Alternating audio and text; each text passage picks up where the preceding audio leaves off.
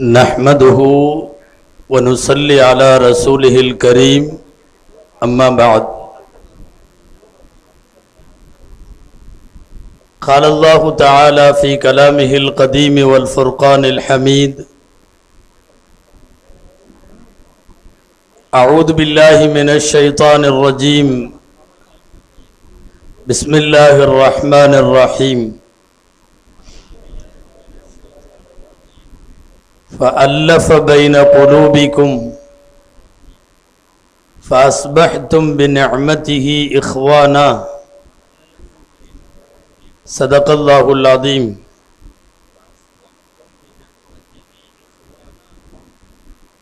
वक़ाल रसूलुल्लाहि सल्लल्लाहु अलैहि वसल्लम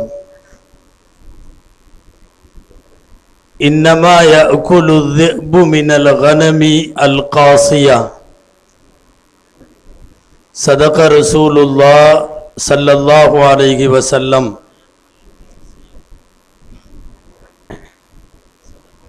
அளவற்ற அருளாளனும் நிகரற்ற அன்புடையோனுமாகிய எல்லாம் வல்ல அல்லாஹுவின் பெயரால் துவங்குகிறேன். அருமை நாயகம் முஹம்மதுர் ரசூலுல்லாஹ் ஸல்லல்லாஹு அலைஹி வஸல்லம் அவர்களின் மீதும் நட்பாக்கியங்கள் நிறைந்த அவர்களுடைய உம்மத்தினர், குறிப்பாக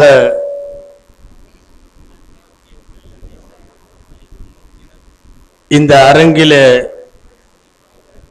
பங்கேற்று தங்கள் வருகையினால் சிறப்பு சேர்த்து கொண்டிருக்கிற கண்ணியத்திற்குரிய பெரியோர்கள், தாய்மார்கள், சகோதரர்கள், நூற்றாண்டு விழா காணுகிற ஷம்சுல் இஸ்லாம் சங்கத்தினுடைய சங்கைக்குரிய நிர்வாகிகள், முன்னாள் நிர்வாகிகள், கடந்த 3 நாட்களாக நடைபெற்று கொண்டிருக்கக்கூடிய நிகழ்வுகளில் பல்வேறு அமர்வுகளிலும் பங்கேற்று சிறப்பித்தவர்கள், உரையாற்றிய பெருமக்கள்,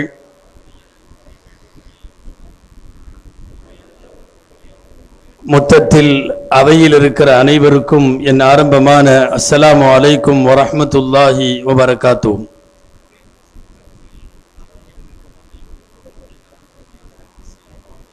ஷம்சுல் இஸ்லாம் சங்கத்தின் சார்பாக இந்த அரங்கில உரையாற்றுமாறு எனக்கு வழங்கப்பட்டிருக்கிற தலைப்பு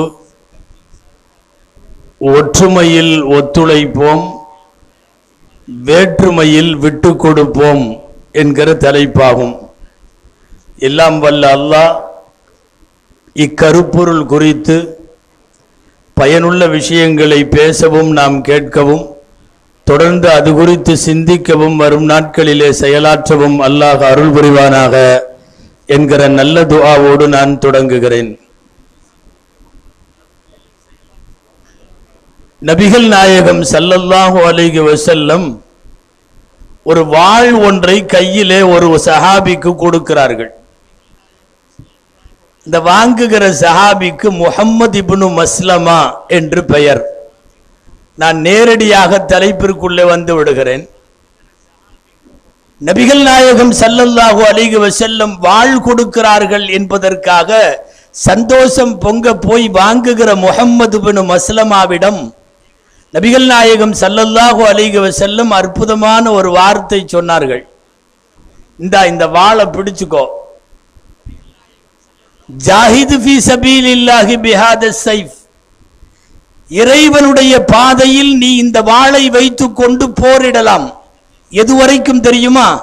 ஹத்தா இதா ரஅய்தல் முஸ்லிமீன யக்ததிலானி ஃபிர்கதைன், எங்கேயாவது முஸ்லிம்கள் 2 குரூப்பா சண்டை போட்டுட்டு இருந்தான்னா இந்த வாளை கொண்டு போய் கல்லுல அடிச்சு பாறையில உடைச்சிரு.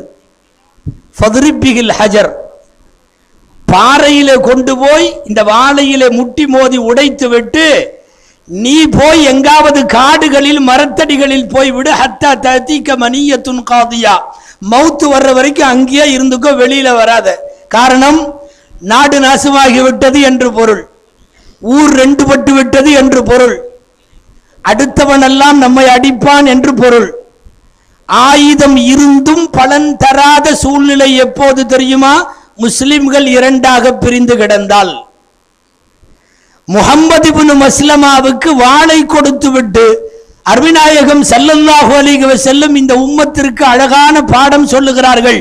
நீங்கள் எவ்வளவு பெரிய பலசாலியாக இருந்தாலும், நீங்கள் எவ்வளவு பெரிய பொருளாதார வல்லுநர்களாக இருந்தாலும், எத்தனை நாடுகளில் சென்று போய் சம்பாதித்துக் கொண்டிருந்தாலும், கல்வி வளம் பெற்றிருந்தாலும், சமூக அந்தஸ்து இருந்தாலும், என்னைக்கு உங்களுக்குள்ள ரெண்டு பார்ட்டி நடக்குமோ அதோட ஒட்டுமொத்த வளங்களும் முன்னேற்றங்களும் அதனுடைய சாத்தியங்களும் தடைபட்டு போய்விட்டது என்றதற்கு பொருள். இந்த செய்தியை நமக்கு அறிவித்து தருகிற நபித்தோழர் பெயர் உக்பா ரலியல்லாஹு அன்ஹு.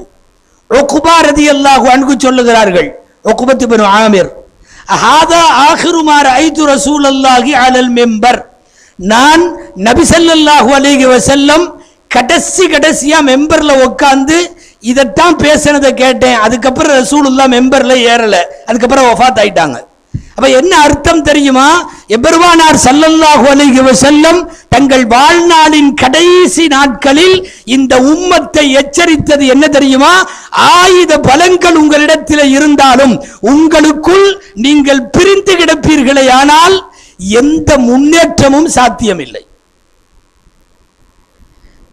இந்த தலைப்பு இவர்கள் எதனால் கொடுத்தார்களோ தெரியாது, ஆனால் ஒன்று மட்டும் உண்மை, இந்த ஊரில் அல்ல, நாடு முழுக்க எல்லா ஊர்களிலும் பேசப்பட வேண்டிய தலைப்பு. இன்றைக்கு நம்மை பிடித்திருக்கிற மிகப்பெரிய முசீபத்துகளில் ஒன்று என்ன தெரியுமா? நம்மிடத்தில் இருக்கிற பிளவுகளும் பிரிவுகளும். ஒரு நேரத்தில் எப்படியெல்லாமோ கிடந்தோம். குர்ஆன் சொல்லுகிறது, இஸ்லாம் வருகைக்கு முன்னால் தான் அப்படி எல்லாம் இருந்தீர்கள், வந்ததற்கு பிறகு ஏன் அப்படி இருக்கிறீர்கள்? இஸ்லாம் வருகைக்கு முன்பு பல நூறு ஆண்டுகள் போர் புரிந்தவர்கள், சர்வ சாதாரணமாய் சண்டைக்கென்றே பிறந்தவர்கள், சண்டை போடுவதையே விரும்பியவர்கள், பெற்ற மக்களுக்கு கூட சண்டைக்காரன் என்று பெயர் சொல்லி அழகு பார்த்தவர்கள். யாராவது ரெண்டு பேர் தகராறு போட்டுக் கொண்டால் அரபுலகத்தின் வழக்கம் என்ன தெரியுமா? உன் மண்ட ஓட்டுல சாராயம் குடிக்காம நான் ஓய மாட்டேன் என்று சொல்லுவான். நம்ம சாதாரணமா ஏதாவது பந்தயம் போடுற மாதிரி அவன் தலையை வெட்டி அதை காய வைத்து மண்டை ஓட்டிலே மது குடிப்பது என்பது அவனுடைய பரம்பரை சண்டையின் பழக்கத்தை நமக்கு சொல்லுகிறது.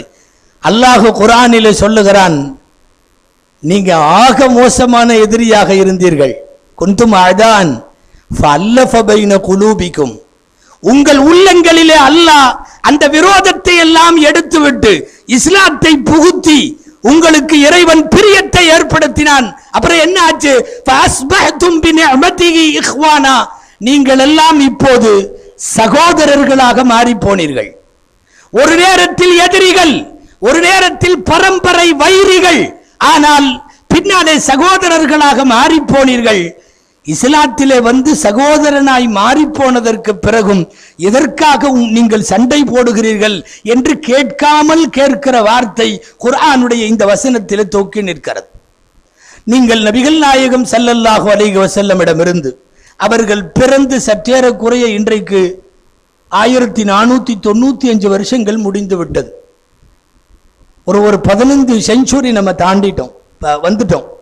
15 நூற்றாண்டுகளில் முஸ்லிம் சமுதாயத்திற்கான பின்னடைவு எங்கிருந்து ஆரம்பித்தது என்று நீங்கள் வரலாற்று ரீதியாக ஆராய்வீர்களேயானால், முதல்ல நம்மளுக்குள்ள கை வச்சது என்னைக்கோ அங்கிருந்து ஸ்டார்ட் ஆச்சு எல்லா முசீபத்தும். நமக்கு மட்டுமல்ல, சர்வதேச அளவில் பல்வேறு சமயங்களை சார்ந்த, ஏன் நடுநிலையாளர்கள் குறித்து தருகிற வரலாறுகளிலே கூட என்ன தெரியுமா? முதலில் நீங்கள் எல்லாம் சேர்ந்து 3வது கலீஃபா உஸ்மான் ரலியல்லாஹு அன்ஹுவை என்னைக்கு கொலை செஞ்சீங்களோ அன்னையில இருந்து புடிச்ச முசீபத்து இன்று வரை நீடிக்கிறது. நமக்குள்ளே சண்டை, நமக்குள்ளே அடிதடி, நமக்குள்ளே கலவரம், நமக்குள்ளே காட்டி கொடுத்தல், நமக்குள்ளே ஆள்காட்டிகள், நமக்குள்ளே இன்ஃபார்மர்கள், எல்லா துரோக வேலைகளும் ஒரு சமுதாயத்திற்குள்ளேயே நடைபெறுகிற போது ஒட்டுமொத்த சமூகத்தினுடைய வெற்றி எல்லாம் எந்த அடிப்படையில் சாத்தியமாகும்? இது ஒரு ஆழமான தலைப்பு. விரிவாக அவரவர்கள் ஊர்களின் சூழ்நிலைகளுக்கு ஏற்ப அவரவர்கள் சிந்திக்க வேண்டும். குறிப்பாக முஸ்லிம்கள் நிறைந்து வாழுகிற அத்தனை இடங்களிலும் இந்த தலைப்பு விவாதிக்கப்பட வேண்டும். எதனால் நம்மால் நல்ல விஷயங்களிலே கூட ஒன்றுபட முடியவில்லை, எதனால் நம்மால் வேற்றுமையிலே கூட ஒற்றுமையை காண முடியவில்லை. யார் யாரோ சேர்ந்துக்கிறாங்க. விரிவாக இந்த தலைப்புக்குள்ள போக வேண்டும். நாட்டினுடைய சூழ்நிலை என்ன தெரியுமா? ஒரு சமூக அளவில் மட்டுமல்ல, அரசியல் அளவிலேயே சொல்லுகிறோம். மோசமா முரண்பட்டு இருக்கிறவன் சேர்ந்து கூட்டணி அமைச்சுக்கிறான். என்னன்னா, ஏதாவது ஒரு குறைந்தபட்ச பொது திட்டம், நாங்க இப்படி ஒரு ப்ராஜெக்ட், இப்படி ஒரு கூட்டணி, நாங்க இப்படி ஒரு குறைந்தபட்ச செயல் திட்டத்தின் அடிப்படையில் நாங்கள் ஆட்சி அமைக்க போகிறோம், நாங்கள் எல்லாம் சேர்ந்துக்கிறோம். உள்ள யாரா இருக்கான்னா, முத்தி போன கடவுள்காரன், முத்தி போன கடவுள் மறுப்புக்காரன், வேணாங்கிறவன், வேணுங்கிறவன், நேர் எதிர் கொள்கை உள்ளவன் எல்லாம் சேர்ந்து கொள்ளுகிறான்.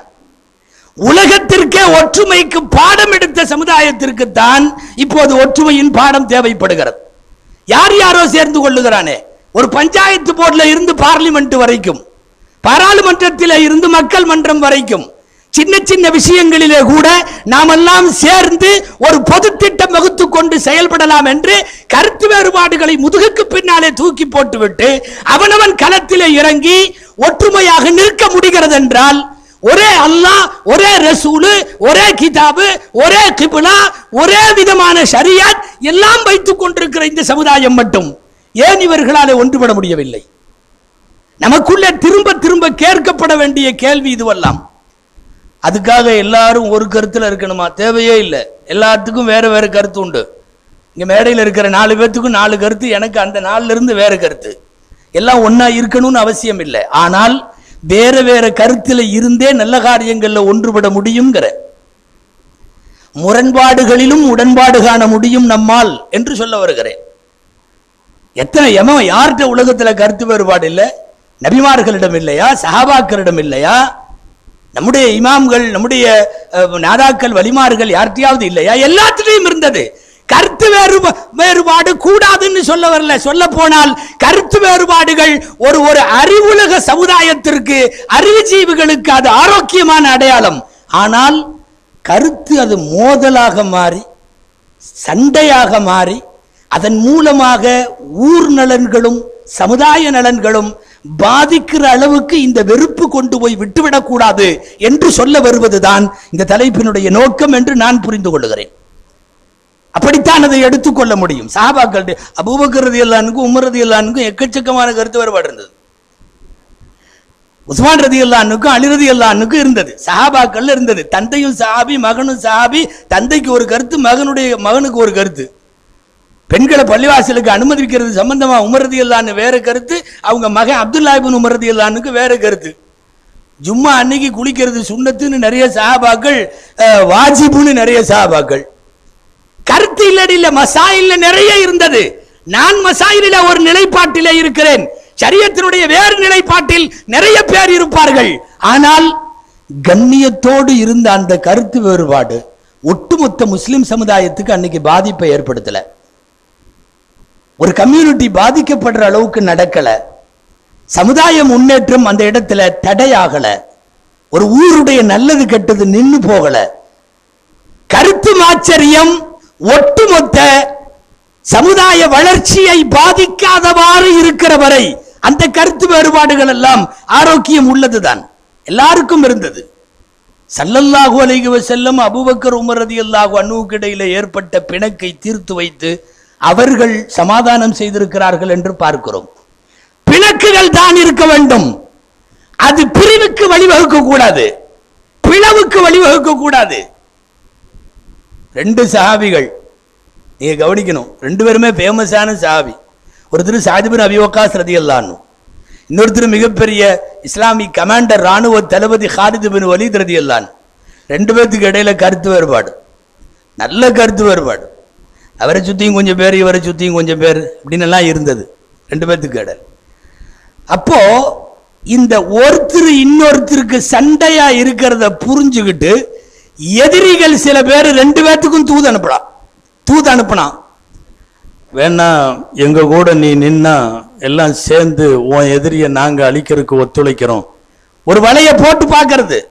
2 பேருக்கு இடையில சண்டை, யாராவது ஒருத்தரை விலை பேசலாமே என்று சொல்லி இன்றைக்கு சில இஸ்லாமிய கட்சிகளை ஏதாவது பொது கட்சிகள் வளைப்பது போல. அப்போ சஅத் ரலியல்லாஹு அன்ஹு வந்த இந்த ஓலை மட்டைக்கு பதில் எழுதினாங்க திரும்ப. அம்மாபாத் இன்னமா பைனனா லம் யபுலுகு தீனனா. அழகான வாக்கியம் இது.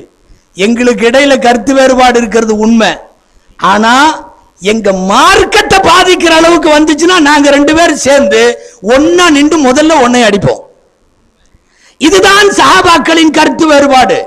சொந்த அபிப்பிராயங்களில் பேதங்கள் இருந்தாலும் வேறு வேறு கருத்துக்கள் இருந்தாலும் கூட எந்த ஒரு நேரத்திலேயும் எதிரிக்கு அது இலக்காகிவிட, முன்னேற்றத்திற்கு அது தடையாகிவிட ஒருபோதும் அவர்கள் அனுமதிக்கவில்லை என்பதைத்தான் பார்க்கிறோம்.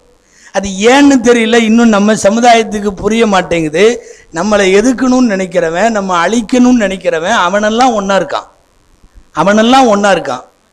நான் அடிக்கடி கூட்டங்களில் சொல்லி இருக்கிறேன், இந்த ஊரில் சொல்ல வேண்டும் என்று நினைக்கிறேன். காலஞ்சென்ற பெரியார்தாசனை பற்றி உங்களுக்கு தெரியும். பெரியார்தாசன் என்கிற அப்துல்லா இறந்து விட்டார், முஸ்லிமாக இறந்திருக்கிறார். அல்லாஹ் அவரை பொருந்தி கொள்ள வேண்டும்.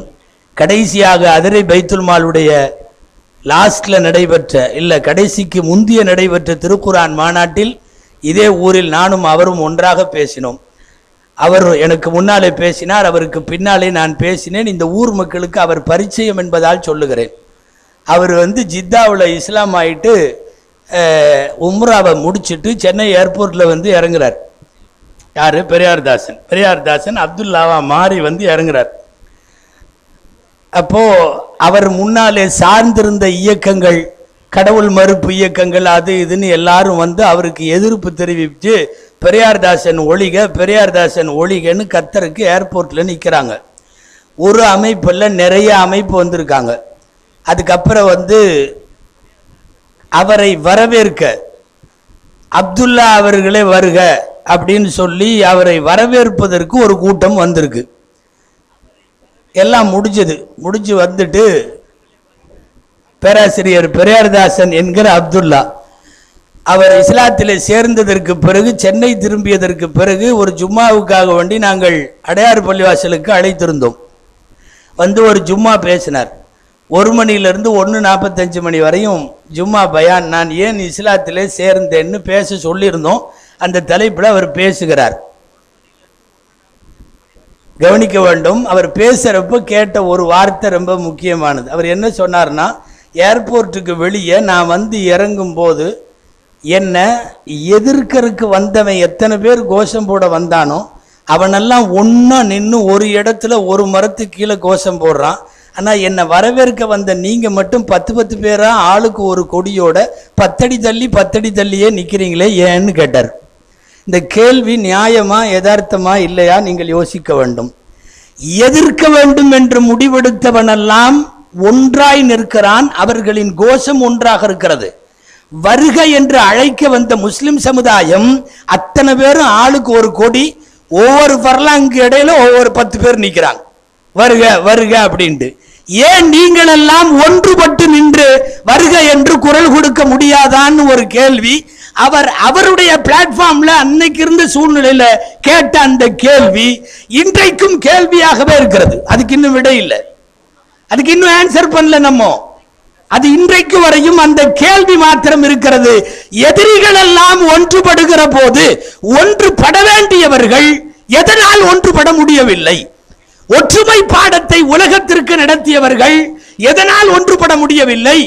நபிப்பட்டம் வாங்குவதற்கு ஒரு 5 வருடங்களுக்கு முன்னால் 35வது வயதிலே கஅபத்துல்லாவிற்கு சொர்க்கத்து கல்லை எடுத்து வைப்பதிலே சண்டை வந்த போது தீர்ப்பு செய்து ஊரை ஒன்றுபடுத்திய நபிகளார் ஸல்லல்லாஹு அலைஹி வஸல்லம் அவர்களின் உம்மத்து மட்டும் ஒன்றுபடவும் முடியல.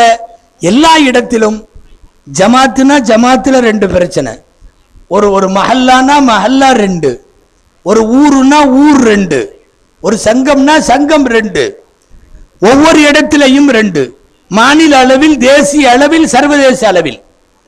இன்றைக்கு இருக்கிற பல்வேறு விதமான பின்னடைவுகளுக்கும் ஒட்டுமொத்தமாய் நிறைய காரணங்களை நீங்கள் சொல்ல முடியும்.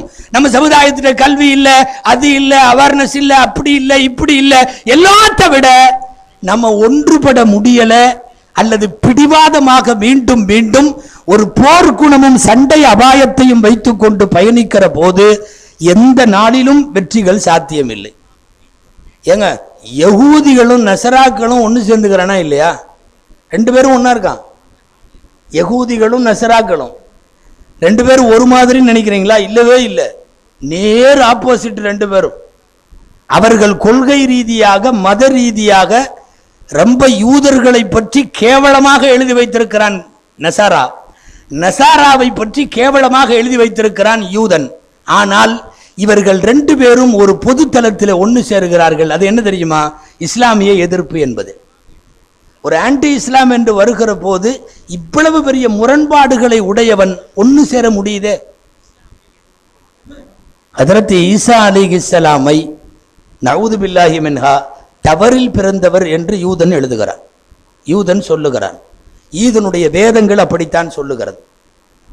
அவர்களுடைய அத்தனை ஆய்வாளர்கள் மதப்பெரியவர்கள் அப்படித்தான் சொல்லுகிறார்கள். அவர் தவறிலே பிறந்தவர். அல்லாஹ் மன்னிக்க வேண்டும். இன்னமும் கூட வார்த்தைகளை சொல்வதற்காக அவர்கள் போற்றி மகிழுகிற மரியம் அலைஹிஸ்ஸலாம் அவர்களை, மரியம் அம்மாவை தப்பான பெண் என்று எழுதுகிறான். அந்த தப்பில பிறந்தவர் ஈசா என்று எழுதுகிறான். தான் தெய்வமாக வணங்குகிற தெய்வத்தையும் அந்த தெய்வம் மிகுந்த அந்த அன்னையை, இந்த ரெண்டு பேர்த்தையும் விபச்சாரம் குற்றம் சுமத்தி எழுதுகிற ஒரு மதத்தை எவ்வளவு தூரம் அவன் எதிரியா வச்சிருக்கணும். ஆனா எதிர்ப்பெல்லாம் ஒரு பக்கம், இஸ்லாத்தை அழிக்கிறதுல நீ என்னை திட்டினாலும் பரவாயில்ல, எங்க இயேசுவை திட்டினாலும் பரவாயில்ல, எங்க கன்னிமேரியை திட்டினாலும் பரவாயில்ல, நீ வா நம்ம போலான்னு ரெண்டு பேரும் கைகோத்து நிக்கிறானே. யூதர்களை ஏற்கவில்லை கிறிஸ்தவர்கள், மூசா அலைஹிஸ்ஸலாமினுடைய நுபுவத்தை ஏற்கவில்லை கிறிஸ்தவர்கள். எனவே ரெண்டு பேரும் அவர்களின் மத ரீதியாக மிகப்பெரிய மோதலுடையவர்கள். ஆனால் அந்த மோதலை எல்லாம் தூக்கி குப்பையில போட்டுட்டு இஸ்லாமிய எதிர்ப்பில் இன்றைக்கு சர்வதேச அளவில் ரெண்டு பேரும் சேர்ந்திருக்கிறார்களே. இது ஏன் நம்ம ஆளுகளுக்கு தெரிய மாட்டேது? எவனோ சேர்ந்துக்கிறானே நம்மளை அழிக்கிறதுக்கெல்லாம். ஆனா நாம ஏன் உடன்படலை? நாம ஏன் முடிய மாட்டேது? நான் வெறுமனே நீங்க தயவு செய்து ஒரு உள்ளூர் பிரச்சனை அளவில மட்டும் இந்த தலைப்பை பார்க்கணும்னு அவசியம் இல்லை. நான் பொதுவாக பேசி கொண்டிருக்கிறேன். சர்வதேச அளவில் இருந்தாலும், மஹல்லா ரீதியா இருந்தாலும், ஏன் நம்ம சமுதாயத்தில் உள்ள அரசியல் ரீதியா இருந்தாலும், தமிழ்நாட்டில் இருக்கிற இஸ்லாமிய அமைப்புகளுக்கு இடையில இருக்கிற அரசியலா இருந்தாலும் எல்லாத்தையும் தான் சொல்றேன். ஒன்றுபட முடியாததால் ஏற்படுகிற அபாயங்களை, ஆபத்துகளை சொல்லுகிறேன். எல்லாரும் ஒன்று சேர்ந்து அரசிற்கு எதிர்ப்பு காட்ட வேண்டிய சில மாநாடுகளுக்கு இஸ்லாமிய தலைவர்களை கொண்டு வந்து ஒரு மேடையிலே அமர வைப்பதற்கு முயற்சிகள் நடக்கிற போது என்ன நடக்குது தெரியுமா? ஒரு தலைவர் சொல்லுகிறார், நான் பெயர்களை பொதுவாக கடைசி வரை தவிர்த்து விடுகிறேன். ஒரு தலைவர் சொல்லுகிறார், நான் வரும்போது அவன் மேடையில் இருக்கக்கூடாது, அவன் இல்லாம பார்த்துக்குங்க, நான் வர்றேன். இல்லைங்க, இது எல்லாம் ஒன்று சேர்ந்து நிற்கணும், ஒன்று சேர்ந்து காட்டணும். மிக முக்கியமான பிரச்சனை சிஏஏ என்ஆர்சி மாதிரி பிரச்சனை. இதில் நான் இல்லை நீ இல்லை, அது ஆகாது. நாங்கள் சிஏஏவுக்கு எங்கள் எதிர்ப்பை நாங்கள் தனியாக காட்டிக்கிறோம். அப்புறம் கடைசியாக என்ன சொன்னாருன்னா, இவர் ஏறும்போது அவர் பின்னாடி வழியாக போயிடணும் அப்படின்னு சம்மதத்தோட. அங்கே போய் பேசினாலும் அப்படித்தான் இருக்கு. அவர் வர்றதுக்கு முன்னாடி என்னை விட்டுருங்க, இல்லைன்னா அவர் வந்துட்டு போனதுக்கு பிறகு என்னை கூப்பிடுங்க. அதாவது 10 நிமிஷம் ஒரு மேடையிலே இஸ்லாமிய சமுதாயத்திற்கு எதிரான தீர்மானத்திற்கு குரல் கொடுக்கிற போது இப்படி கையை தூக்கி எல்லா தலைவர்கள்னாலையும் 10 நிமிஷம் ஒன்னா நிக்க முடியாதுங்கிற அவலம் நம்ம எவ்வளவு தூரத்துக்கு கொண்டு வந்து நிறுத்து தெரியுமா? நீங்கள் யோசிக்க வேண்டும். நான் ஏதோ மீட்டிங்கு இவங்க கூப்பிட்டு ஏதோ இந்த சாயாவுள்ள சலசலப்பு வேண்டாம், கொஞ்சம் கவனிங்களேன்.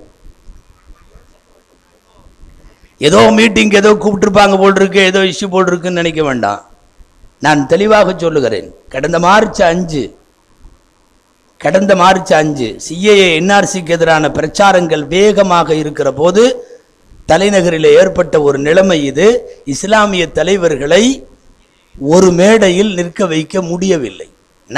நாம் எவ்வளவு தூரம் இந்த டெப்த்ல இருக்கிறோங்கிறதுக்காக சொல்ல வர்றேன். ஒரு பொது காரியத்தில் நீங்கள் ஒன்றுபட முடியவில்லையானால் அப்புறம் எப்படி முஸ்லிம், அப்புறம் எப்படி மோமின்? இன்னமல் முஃமினூன இஹ்வா, எல்லா முஸ்லிம்களும் சகோதரர்கள்னு நாம ஒரு முழக்கம் போடுறோமே, அந்த முழக்கத்துக்கு என்ன அர்த்தம்?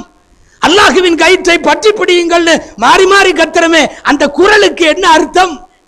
உங்களால் ஒரு மேடையில் ஒன்றுபட முடியவில்லை, ஒரு மஹல்லாவில் ஒன்றுபட முடியவில்லை, ஒரு மஸ்ஜிதில் ஒன்றுபட முடியவில்லை, ஒரு கபரிஸ்தான்ல ஒன்றுபட முடியவில்லை, ஒரு ஜனாசா தொழுகைய அவன் தனியா தொழுக வச்சு ஜனாசாவை கொடுத்துட்டு போறான், அப்புறம் தனியா சில பேர் நின்று தொழுகிறாங்களே, ஏன் முரண்பாடுகளில் உடன்பாடு காண முடியாதா? வேற்றுமையிலே ஒற்றுமை காண முடியாதா? அந்த அளவுக்கு என்ன நீங்கள் ஒரு கடவுள் அவர்கள் பல கடவுள் என்றா இருக்கிறீர்கள்? இல்லையே. கடைசியாக பெருமானார் ஸல்லல்லாஹு அலைஹி வஸல்லம் ஹஜ்ஜத்துல் விதாவிலே அவர்கள் ஆற்றிய உரையில் அந்த வார்த்தை இருக்கிறது. நான் ஆரம்பத்திலே சொன்ன வார்த்தை, வஇன்ன ரப்பக்கும் வாஹித், உங்கள் ரப்பு ஒருத்தன், வஇன்ன அபாக்கும் வாஹித், உங்க அத்தா ஒருத்தர், பாப்பா ஒருத்தர், வஇன்ன உம்மக்கும் வாஹித், உங்க உம்மா ஒண்ணு. வரிசைப்படுத்தி கொள்ளுங்கள். எல்லா வகையிலும் ஒரு அணியிலே நிற்பதற்கு 100% தகுதிகளை உடைய ஒரு மார்க்கம். இன்னைக்கு யார் யாரோ நமக்கு அட்வைஸ் பண்றான். சில பெரிய கட்சிகளின் தொகுதி பங்கீட்டிலே போய் உட்கார்ந்தா ஏளனமாக அவன் சொல்றான், முதல்ல உங்க பாய்கள்லாம் ஒன்னாயிட்டு அப்புறம் வாங்கப்பா போப்பா. எவ்வளவு செருப்பில் அடித்தார் போல் உள்ள வார்த்தைகள் யார் யாரிடம் இருந்தோ கேள்விப்படுகிறோம்.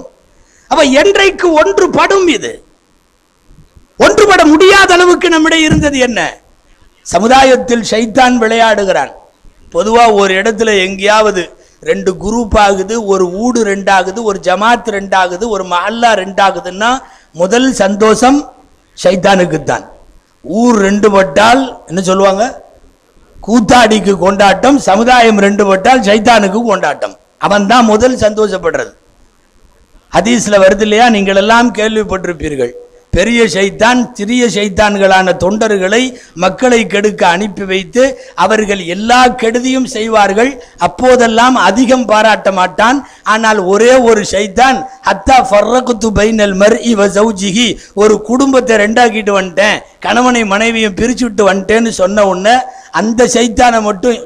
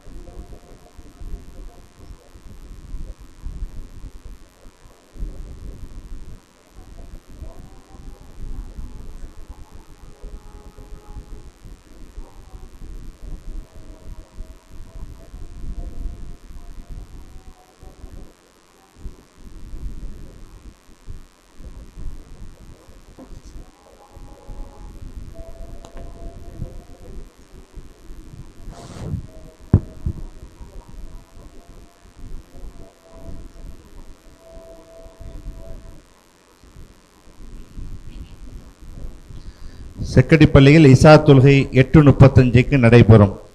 கூட்டம் முடிந்த பின் செக்கடிப்பள்ளியில் இஷா தொழுகை 8:35க்கு நடைபெறும்.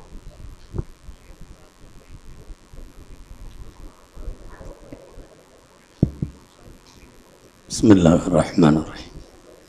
எனவே குடும்பத்தை பிரித்த ஷைத்தானை பார்த்து அவர்களுடைய அணித்தலைவன் சந்தோஷப்பட்டு ஆறத் தழுவி பாராட்டி சொல்லுவானாம், நிஅம அன்த, இருக்கிறவனுகள்லையே நீ தான் நல்லவன், நீ தான் நல்ல வேலை செஞ்சேன்னு சொல்லுவானா. காரணம் என்னன்னா, தொழுகையை கெடுப்பதை விட நோம்பு, ஜகாத்து, ஹஜ்ஜு, இபாதத்து, தஹஜ்ஜத்து இந்த மாதிரி எல்லாத்தையும் கெடுக்கிறத விட ஒரு குடும்பத்தையோ ஒரு மஹல்லாவையோ ஒரு ஊரையோ ஒரு சமுதாயத்தையோ பிரித்து விட்டால் அந்த ஷைத்தானுடைய செயலால் தான் மகிழ்கிறார்கள்.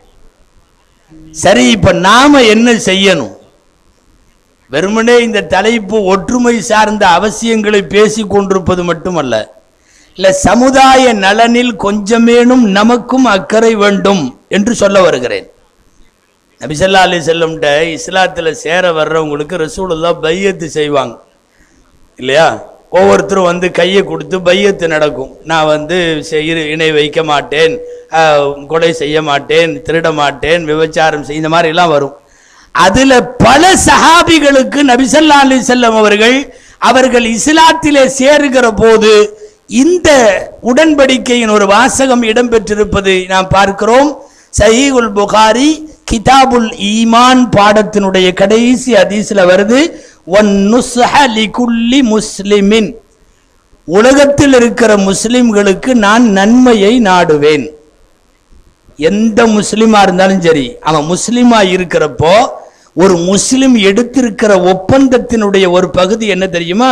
இப்ப இணை வைக்க மாட்டேன், இதை செய்ய மாட்டேன், அதை செய்ய மாட்டேன்னு பெரும்பாவங்களை இடுகிற போது நான் முஸ்லிம்களுக்கு நன்மையை நாடுவேன் என்பது ஒரு முஸ்லிமின் அடையாளம். அதே புகாரி நான் சொல்லுகிற இதே பாடம் கிதாபுல் ஈமான், அத்தீனு அந்நசீஹத்து, நாயகம் சொன்னார்கள், தீன் என்பது நலவை நாடுதல். டப்புன்னு கேட்டாங்க சஹாபாக்கள், லிமன் யா ரசூலல்லாஹ், யாருக்கு நன்மையை நாடணும்? நல்லதைத்தான் நினைக்கணும், நல்லதைத்தான் நாடணும். சரி, யாருக்கு? நபி ஸல்லல்லாஹு அலைஹி சொன்னார்கள், அந்நசீஹத்து லில்லாஹி வலி ரசூலிஹி வலி அஇம்மத்தில் முஃமினீன வ அம்மத்திஹிம், அல்லாஹ் ரசூலுக்கு நன்மையட நாடணும், முஸ்லிம்களின் அனைத்து ஜமாத்துகள், அனைத்து தலைவர்கள், இவர்கள் எல்லாரும் நன்மையை நாட வேண்டும். ஒரு ஊர் ரெண்டு படுறதுக்கு நான் காரணமாயிட்டேன் அப்படிங்கிறது என் வாழ்க்கையினுடைய மிகப்பெரிய கரும்புள்ளி. ஒரு ஜமாத்து பிளவுபட நான் காரணமாயிட்டேன்னா என் வாழ்க்கையில் அது மிகப்பெரிய வேதனைக்குரிய செய்தி. காலம் கடந்த பிறகும் தலைமுறை தாண்டியும் வரலாற்றில கருப்பு புள்ளியாய் அது பதிந்துவிடும். அதனாலே தான் ஊர் ஒற்றுமை, ஜமாத் ஒற்றுமை, மஹல்லா ஒற்றுமை, நம்முடைய அமைப்புகளுக்கு இடையிலே ஒற்றுமை, மார்க்கத்தை முன்னேற்றப்படுத்துவதற்கு தேவையான ஒற்றுமையை முன்னெடுப்பதுதான் இந்த நேரத்தில் தீன். உங்களுக்கெல்லாம் தெரியும், வாழ்க்கை பூரா ஜமாத்து தொழுகையை விடாத ஸல்லல்லாஹு அலைஹி வஸல்லம் ஒரு ரெண்டு பார்ட்டிகளுக்கு இடையில ஒண்ணுபடுத்தி வைக்கிற பேச்சுவார்த்தைக்கு தான் ஜமாத்து தொழுகையை விட்டுட்டு போனாங்க. அதில் தான் அவங்க ஜமாத்துக்கு வர்றது லேட் ஆயிருச்சு இல்லையா? நீங்க கேள்விப்பட்டிருப்பீங்க, அந்த ஹதீஸ் டீட்டெயிலாக வருது. குபா பகுதி, அது இன்னைக்கு குபா மஸ்ஜித் இருக்கு, அந்த பகுதி முஸ்லிம்களுக்கு இடையில சண்டை. ஒரு கட்டத்தில் வார்த்தையில் இருந்துச்சு, கடைசியில் அந்த பக்கம் கொஞ்சம் பேர் நின்றுட்டு இந்த பக்கம் கொஞ்சம் பேர் நின்று ரெண்டு கல்லு பறக்குது, கல்லுல அடி. இந்த கலவரக்காரர்களுக்கும் காவல்துறைக்கும் சமயங்களில் நடக்கிற மாதிரி இங்கிருந்து வேகமா அவங்க கல்லை வீச, அங்கிருந்து படபடப்பா ஓடி வந்து ஒரு சாபி குபால அடிச்சுக்கிறாங்க, ஆளுக்கால் கல்லை விட்டுக்கிறாங்கன்னு சொல்லிட்டார். ஹத்தா தராமு பில் ஹிஜாரா, ஒருவருக்கொருவர் கற்களால் மோதி கொள்ளுகிறார்கள் அப்படின்னு சொல்லி வேகமாக வந்தவர் நபி ஸல்லல்லாஹு அலைஹி வஸல்லம் சொல்லிட்டார். அப்ப ரசூல் ஸல்லல்லாஹு அலைஹி வஸல்லம் அவர்கள் உடனடியாக சொன்னார்கள், நட அங்க போய் பேசிட்டு வரலாம். தொழுகைக்கு தயாராகிட்டு இருக்கிறாங்க, நேரம் நெருங்கிருச்சு.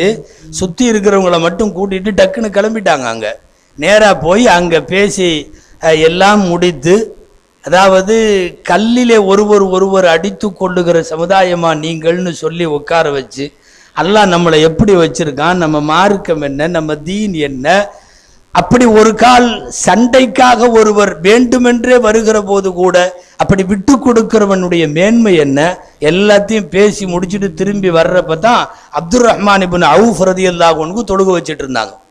ஸல்லல்லாஹு அலைஹி வஸல்லத்துக்கு ஜமாத்து அப்போதுதான் தப்பியது. நம்ம அதுக்குள்ள போறதல்ல. ஒரு எவ்வளவு பெரிய முக்கியத்துவமாக விஷயமாக இருந்தால் ஒரு கூடிவிட்ட ஜமாத்தை அந்த நேரத்தில் பள்ளிவாசல விட்டு வெளியே கிளம்பி நேரா குபாவுக்கு வந்து அங்கே இருக்கிற மக்களை சந்தித்து அவர்களை அமைதிப்படுத்தி அவர்களுக்கு புரிய வைக்கிறார்கள் என்றால் எல்லா முஸ்லிமுக்கும் நம்மனால ஒரு தகராறு, நம்மனால ஒரு சண்டை எந்த இடத்துலையும் வந்துடக்கூடாதுங்கிறதுல உறுதியா இருக்கணும். இந்த உணர்வு அத்தனை பேத்துக்கும் வந்துச்சுன்னா பிரச்சனை இல்லை. வரல காலங்களில் நிறைய நாம போட்ட சண்டைகள்ல வரல.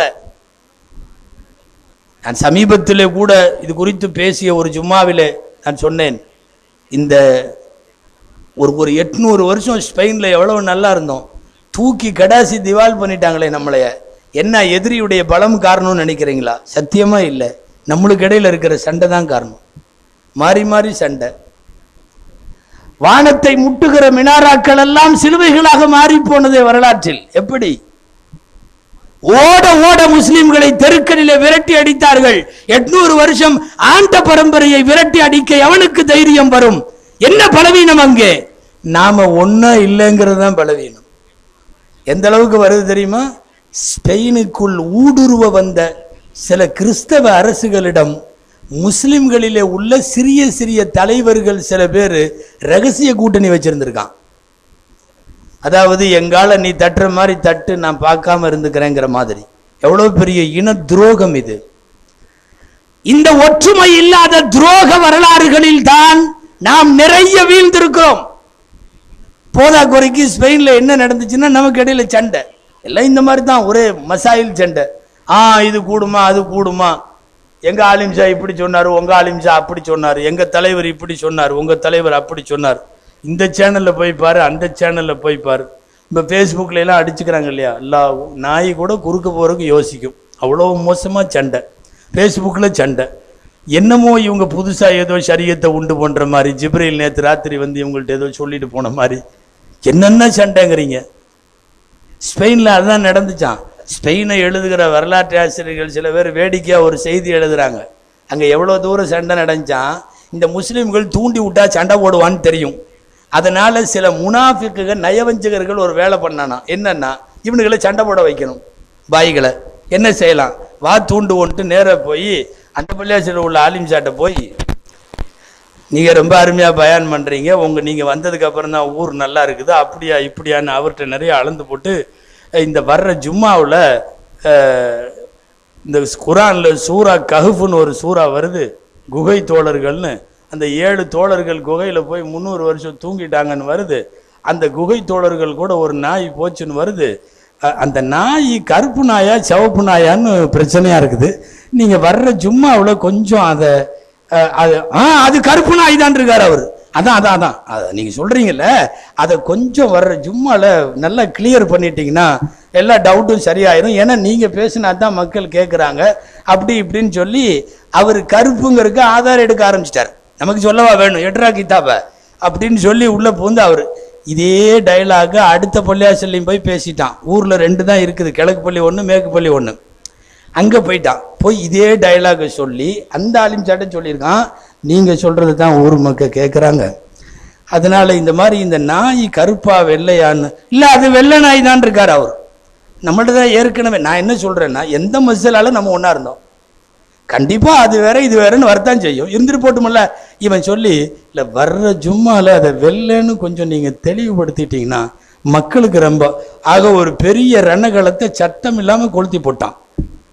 முடிச்சுதா, அவர் வெள்ளைக்கு ஆதாரம் எடுத்துட்டு ஜும்மாவுக்கு வந்துட்டார், இவர் கருப்புக்கு ஆதாரம் எடுத்துட்டு ஜும்மாவுக்கு வந்துட்டார்.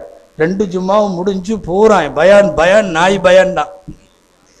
ஆமா, கருப்பு நாய் பயானு வெள்ளை நாய் பயானு 2ம் முடிஞ்சு அந்த 2 மக்களும் சும்மா தொழுதுட்டு வந்துச்சா இல்லையா, 2ம் பேசிக்குதுவோ. என்னன்னு அருமையான ஆதாரம் சொன்னார் எங்க அலிம்சா, அது கருப்பு தான். அவன் இல்ல வெள்ளை தான் நடு ரோட்ல அடிச்சுக்கிட்டான், நடு ரோட்ல. இப்ப என்னன்னா இந்த எழுதுகிற வரலாற்று ஆசிரியரே என்ன கேட்குறாருன்னா, ஏண்டா நாளைக்கு அல்லாஹ் தாலா அந்த குகைக்காரங்க கூட இருந்த நாய் கருப்பா வெள்ளையான்னு ஒன்றை கேட்க போகிறேன்னா? சத்தியமாக அப்படி ஒரு கேள்வி நம்ம கபூர்லையும் இல்லை, மறுமையிலையும் இல்லை. அந்த நாய் கருப்பாக இருக்கட்டும், வெள்ளையாக இருக்கட்டும், அல்லது ரெண்டும் கலந்து கூட இருக்கட்டும், நமக்கு அந்த நாயை பற்றி என்ன? அது சொல்ல வர்றது என்னன்னா, ஸ்பெயின் மக்கள் தேவையில்லாத மசாயிலை எடுத்துக்கொண்டு சண்டை போட்டார்கள். இது ஒன்றும் பெரிய பிரச்சனை அல்ல. தொழுக கடமையா இல்லையான்னா யாராவது அடிச்சுக்கிறோம்? எல்லாருமே தொழுக கடமை என்னன்னு சொல்றோம். நோன்பு இருக்கா இல்லையான்னா யாராவது அடிச்சுக்கிறோம். உசூலுகள் என்கிற மார்க்கத்தினுடைய மூலங்கள்ல கருத்து வேறுபாடு இல்லை. மார்க்கத்தினுடைய பிரிவு சட்டங்கள்ல கருத்து வேறுபாடு. பிரிவு சட்டங்களில் உள்ள கருத்து அனுமதிக்கப்படுகிற அளவில் அது இருக்க வேண்டும். அது சண்டையாக மாறக்கூடாது. ஸ்பெயின்ல அப்படி சண்டையாக மாறியது. அவரு ஸ்பெயின்காரர் அங்க நடந்ததை நாய்க்கதைன்னு எழுதிட்டார். தமிழ்நாட்டில் இப்படி நாய்க்கதை நரிக்கதை எல்லாம் நிறைய இருக்குது. ஊர் ஊரா லிஸ்ட் எடுத்தோம்னா எக்கச்சக்கமா இருக்கு. நாம நிறைய பேரினுடைய பல்வேறுபட்ட பிளவு பிரிவுகளுக்கு மத்தியில், சண்டைகளுக்கு மத்தியில் இதுதான் காரணமாக இருக்கிறது. சர்வசாதாரணமா நாங்கள்லாம் அந்த பள்ளியாச்சலுக்கு தொழுவு போக மாட்டோம். ஏன்பா? இல்லை, எங்கள் அத்தா காலத்தில் ஒரு சின்ன பிரச்சனை. இல்லை, எங்கே இருக்கிறாங்க இவங்க? எந்த நூற்றாண்டில் வாழுகிறார்கள்? 2020 கற்காலத்தில் பேசுகிற மாதிரி பேசுகிறானே, மௌட்டீகத்தில் ஒரு டார்கேஜில் பேசுகிற மாதிரி பேசுகிறானே. இன்றைக்கு மிக தெளிவாக அறிவியல் வளர்ந்திருக்கிறது, விஞ்ஞானம் வளர்ந்திருக்கிறது. கால ஓட்டத்திற்கு தகுந்தவாறு நாகரிகத்தை, பண்பாட்டை முன்னெடுத்து பேச வேண்டும். இன்னமும் அறியாமை காலத்தினுடைய அது போன்ற சண்டைகளை வச்சுட்டு இருந்தா, எங்கேயாவது சண்டை போட்டுட்டு இருந்தா நீங்க கேள்விப்பட்டிருப்பீங்க, சண்டையை சரி பண்றதுக்காக பொய் சொல்லியாவது சேர்த்து வைங்க. ஹதீஸ் இருக்கா இல்லையா? அப்படி அல் கிதுபு ஜாயிசுன் பைனல் முஸ்லிமீன். இமாம் முஸ்லிம் ரஹ்மத்துல்லாஹி ஒரு பாடத்துக்கு இது தலைப்பா போட்டிருக்காங்க. தலைப்பு என்ன தெரியுமா? முஸ்லிம்களுக்கு இடையில் சேர்த்து வைப்பதற்காக பொய் பேசுவது கூடும் அப்படின்னு தலைப்பு போட்டு, அந்த தலைப்புக்கு கீழே நிறைய அது குறித்த செய்திகளை பதிவு செய்யறாங்க சஹீஹ் முஸ்லிமினுடைய ஆசிரியர் அவர்கள். பொய் பேசி சேர்த்து வைக்கலான்னு வருது. ஒன்று பின்னாடி தெரிஞ்சாலும் பிரச்சனை இல்லை. ஏண்டா ஒரு பொய் சொல்லிவா எங்களை சேர்த்து வச்ச அப்படி கேட்டு போறான். ஆமா, சரியத்திலே இருக்கு. அதனால 2 பேரும் பரம விரோதின்னு வச்சுக்குவோம். நீங்க கேட்கலாம் எப்படி பொய் சொல்லி சேர்த்து வைக்கிறதுன்னு. சும்மா ஒரு ஃபார் எக்ஸாம்பிள் ஒன்று சொல்றேனே. பயங்கரமா 2 பேரும் சண்டை போட்டிருக்கான்னு வைங்க. அதுல ஒருத்தன்ட்ட போய் நீ என்னமோ அவரை ஒரு சண்டை எதிரின்னு நினைக்கிற, அவர் பார்த்தா உனக்கு துவா செஞ்சுட்டு இருக்கிறார். உன்னோட பாவத்தை எல்லாம் மன்னிக்கிறதுக்காக அவர் துவா செய்யறார். நெசமாவா சொல்றேன்? எனக்கு அவன் துவா செய்யறானா? பொய்யில சத்தியமா சொல்றேன், உண்மையாலுமே சொல்றேன், அவர் உனக்கு துவா செய்யறார். இவன்ட்டையும் வந்து அதே மாதிரி தான் சொல்லணும். நீ என்னமோ அவரை எதிரியா நினைச்சிட்டு இருக்கிற, அந்தாலும் உனக்கு ஒவ்வொரு நேரமும் துவா செய்யறார் இப்படின்னு. இது வந்து ஒரு ஆலிம் சா பாகிஸ்தான்காரர் எழுதியிருக்காரு, இப்படித்தான் செஞ்சாராம் அவரு. அப்புறம் கடைசியில 2 பேரும் சேர்ந்ததுக்கு அப்புறம் விசாரிச்சு, ஆமா நீ எனக்கு ஏன் துவா செஞ்சுட்டு இருந்த அப்போன்னு, நான் எங்க உனக்கு துவா செஞ்சேன். திரும்ப முட்டுற மாதிரி ஒரு சூழ்நிலை. அப்புறம் இவனும் கேட்கறானா, ஆமா நான் உனக்கு எதுக்கு துவா செஞ்சேன், எனக்கு என்ன இதா இருக்கும், அப்படியா இப்படியா. 2 பேர் அந்த ஆள் வந்துட்டார், எங்க திரும்ப பிரிஞ்சிருவானுங்களோன்ட்டு. தே கொஞ்சம் சரி, உண்மையாலுமே தொழுகையில கடைசியில நீங்க எல்லாம் துவா செய்றீங்கல்ல, என்ன அல்லாஹும்ம ரப்பி இன்னி ஸலம்து நஃப்ஸி வஃபிர்லி கேட்குற, எல்லாம் ரப்பி வஃபிர்லி வாலிதைய வலில் முஃமினீன எல்லாம் கேட்குறோம். உலக முஸ்லீம்களுக்கெல்லாம் மன்னிச்சிருன்னு ஒவ்வொருத்தரும் கேட்குறனா இல்லையா?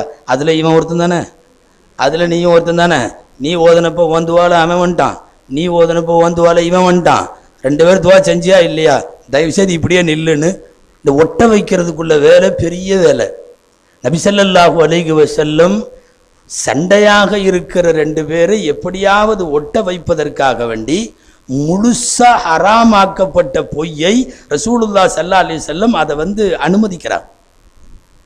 ஏனென்றால் பிரிந்து கிடக்கிற, சண்டை கிடக்கிற இடங்களில் அடிக்கிற நாற்றம் அப்படி. ஒரு ஹதீஸ்ல நாத்தோன்னே வார்த்தை வருது. முஹாஜிர்கள் அன்சாரிகள் 2 பேத்துக்கு சின்ன பிரச்சனை. மதீனாக்கு போனதுக்கு அப்புறம் மக்கால இருந்து வந்தவங்களுக்கு எல்லாம் முஹாஜிர்கள்னு பேர். மதீனால எப்பவுமே ஏற்கனவே குடியிருக்கிறவங்களுக்கு அன்சாரிகள்னு பேர் உங்களுக்கு தெரியும். முஹாஜிர்களுக்கும் அன்சாரிகளுக்கும் பிரச்சனை வர ஒருத்தர் பார்த்தார், நம்மளால தனியா ஜமாளிக்க முடியல, யாலல் முஹாஜிரின் அப்படின்னு ஒரு சத்தம் போட்டார். இது வந்து ஆபத்து நேரத்தில் கூப்பிடுறதுக்கு தான் இந்த வார்த்தை. யால் முஹாஜிரின்னு பயன்படுத்துவாங்க. முஹாஜிர்களே வாங்கன்ட்டாங்க. இவர் யாலல் அன்சார் அப்படின்னு அவரு கூப்பிட்டார். இங்கே ஒரு மாதிரியா சிச்சுவேஷன் அடுத்து கலவரம் தாங்கிற மாதிரி இருக்கு, என்ன வேணாலும் நடக்கலாங்கிற மாதிரி சொல்லிட்டாங்க. வந்து ரசூல் ஸல்லல்லாஹு அலைஹி வஸல்லம் நபி ஸல்லல்லாஹு அலைஹி வஸல்லம் வந்துட்டாங்க. வந்தால் ரெண்டு பேத்துக்கு இடையில சண்டை நடந்துட்டு இருக்கு. யாருக்கு? முஹாஜிர்களுக்கும் அன்சாரிகளுக்கும். ஒரு ஒரு ஊரில் இருக்கிற ரெண்டு ஜமாத்துகள், ஒரு ஊரில் இருக்கிற ரெண்டு பிரிவுகள். அப்புறம் ரசூல் ஸல்லல்லாஹு அலைஹி வஸல்லம் அந்த சண்டைகளுக்கு இடையில விலக்கி வைக்கிறதுக்காக ஒரு வார்த்தை சொன்னாங்க, தஊஹா ஃபஇன்னஹா முன்தினா, தயவு செய்து விட்டு விடுங்கள், நாற்றம் அடிக்கிறது என்று சொன்னார்கள் ஸல்லல்லாஹு அலைஹி வஸல்லம். நாம சாதா பாணியில் சொல்லுவோம்ல, அட உடுங்கப்பா நாறுது, இந்த வார்த்தை ரசூலுல்லாஹ் பயன்படுத்தினாங்க. எப்போ? முஸ்லிம்கள் சண்டையிட்டு கொள்ளுகிற போது பெருமானார் பயன்படுத்திய வார்த்தை விடுங்கப்பா நாறுது என்று சொன்னார்கள். உண்மையாகவே சமுதாயம் நாறுது, ஊர் நாறுது, மஹல்லா நாறுது, பள்ளிவாச எல்லாம் நாரி போறதுக்கு காரணம் இந்த நாரி போற மாதிரி இருக்கிற யாராவது 4 பேர் பண்ற வேலை. கோபித்து கொள்ள வேண்டாம். ஒரு சமுதாயத்தினுடைய ஒற்றுமை கூட்டை கலைக்க விரும்புகிற யாராக இருந்தாலும் இப்படி நாற்றம் பிடித்த வேலைக்கு அவர்கள் துணை போகிறார்கள் என்றுதான் சொல்லுகிறேன். தலாஹா ரஜுலானி மினல் முஸ்லிமீன், நான் ஹரஜ்து லி அன் உக்பிர ஸல்லல்லாஹு அலைஹி வஸல்லம் சொல்றாங்க, நான் என் வீட்டிலே இருந்து லைலத்துல் கத்ர் எந்த இரவு என்று சொல்ல நான் வந்து கொண்டிருந்தேன். மஸ்ஜிதிலே முஸ்லிம்கள் சண்டை போட்டுக் கொண்டிருந்தார்கள், எனக்கு அது மறக்கடிக்கப்பட்டு விட்டது. ருஃபிஅத் வ நுஸீது வதாலிக ஐதன் கைருல் லக்கும், உயர்த்தப்பட்டது பரவாயில்ல, அப்படி உயர்த்தப்பட்டது கூட உங்களுக்கு நல்லதுதான். ரசூலுல்லாஹ் நினைச்சு பார்த்தா கூட அது எந்த நம்பர்னு அவங்கனால சொல்ல முடியல. 23, 25, 27 சொல்ல முடியல. ஆனா சொல்லி அனுப்பிச்சிருந்தான் அல்லாஹ். தெளிவாக வருகிற வார்த்தை. முஸ்லிம்களினுடைய சண்டையினால் நாம் இழந்தவைகள், இபாதத்தில் தொடங்கி ஆட்சி அதிகாரங்கள் வரைக்கும் சண்டையினால் நாம் இழந்தவை என்பது மிகப்பெரிய சரித்திர வரலாறுகளை உடையது. ஆனா அதுக்கு பதிலா உங்களுக்கு எல்லாம் தெரிஞ்ச செய்தி தான், நான் வேறு கோணத்தில் உங்களுக்கு நினைவூட்டுகிறேன், அவ்வளவுதான். விட்டு கொடுப்பதால் கொஞ்சம் ஒரு ஸ்டெப் இறங்கிட்டான், உண்மையாகவே அவன் மறுமையில பல ஸ்டெப் ஏறி நிற்பான். நிச்சயமா நிச்சயமா அல்லாஹ்வின் மீதானையா. மன்தரக்கல் மிராஅ ஃபஹுவ முஹிக்குன், ஒருவன் தான் உண்மை சத்தியத்தின் மீது இருக்கிறான், ஆனாலும் கூட விவாதத்தை விரும்பாமல் ஒருவன் விவாதத்தை வேணாம்னு சொன்னான்னா சுவனத்தின் மாளிகைக்கு நான் பொறுப்பேற்கிறேன் என்கிறார்கள் நாயகம் ஸல்லல்லாஹு அலைஹி வஸல்லம். அவர் உண்மையாருங்க, விவாதத்துல ஜெயிச்சிருவார். அவர் பக்கம்தான் உண்மையெல்லாம் இருக்கு. அவர் நின்னார்னா அவருக்கு தான் வெற்றி. ஆனா எனக்கு நான் விவாதம் செய்ய அதன் மூலம் ஒரு சண்டைக்கு வித்திடவில்லை என்று ஒதுங்கி கொண்டால் அவருக்கு சொர்க்கம். சொர்க்கத்திற்கு நான் ஜாமீனா பொறுப்பெடுத்துக்கிறேங்கிறாங்க நபி ஸல்லல்லாஹு அலைஹி வஸல்லம் அவர்கள். எவ்வளவு மோச சமுதாய சண்டைகளே சமயத்துல இந்த ஃபேஸ்புக்ல எல்லாம் சமுதாய சண்டைகளை படிக்கவே கூடாதாட்டிருக்கு. வர வர அவ்வளவு கெட்ட வார்த்தை, மோசமான கெட்ட வார்த்தை, இதெல்லாம் எங்கிருந்து யாருக்கு பிரயோகிக்கிறாங்கன்னே தெரியல. அவ்வளவு தரம் தாழ்ந்த வார்த்தைகள்.